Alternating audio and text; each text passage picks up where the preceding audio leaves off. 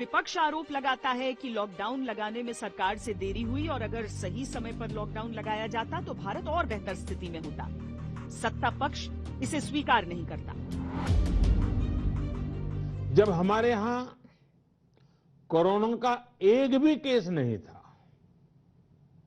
उससे पहले ही भारत ने कोरोना प्रभावित देशों से आने वाले यात्रियों की एयरपोर्ट पर स्क्रीनिंग शुरू कर दी थी। लॉकडाउन और टाइमिंग के लिहाज से भारत ने क्या पाया, क्या खोया, इसकी तुलना दूसरे उन देशों से करेंगे जहां सबसे लंबे समय तक लॉकडाउन रहा। पहले ये दिखाते हैं कि भारत में लॉकडाउन की स्थिति क्या रही। पहले चरण का लॉकडाउन 25 मार्च से 14 अप्रैल का रहा। इस दौरान आवश्यक वस्तुओं और सेवाओं को छोड़कर पूरा देश पूरी तरह बंद रहा। दूसरे चरण का लॉकडाउन 15 अप्रैल से 3 मई तक का रहा।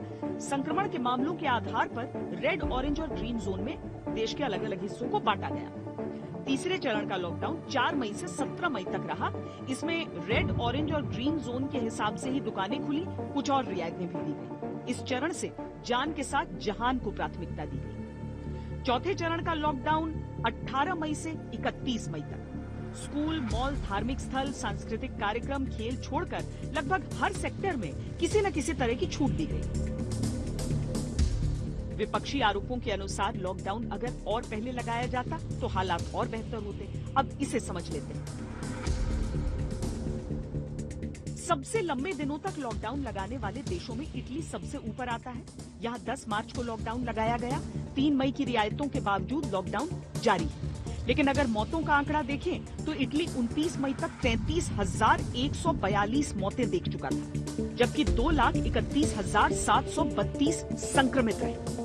अगर सबसे लंबे लॉकडाउन वाले शहर को देखें तो फिलीपींस की राजधानी मनीला का नंबर आता है। फिलीपींस की कुल मौतों में 73% अकेले मनीला में हुए। मनीला में लॉकडाउन वुहान शहर के 76 दिनों के लॉकडाउन को पार कर चुका है। जून के बारे में तमाम आशंकाएं हैं कि कोरोना का असर देश में पीक पर होगा। अब जबकि अनलॉक 1 शुरू होना है, पलटकर लॉकडाउन को देखते हैं तब ये समझ आता है कि बढ़ी रिकवरी रेट और स्लो डेथ रेट के चलते जिंदगियों की रक्षा में ये कितना कारगर रहा।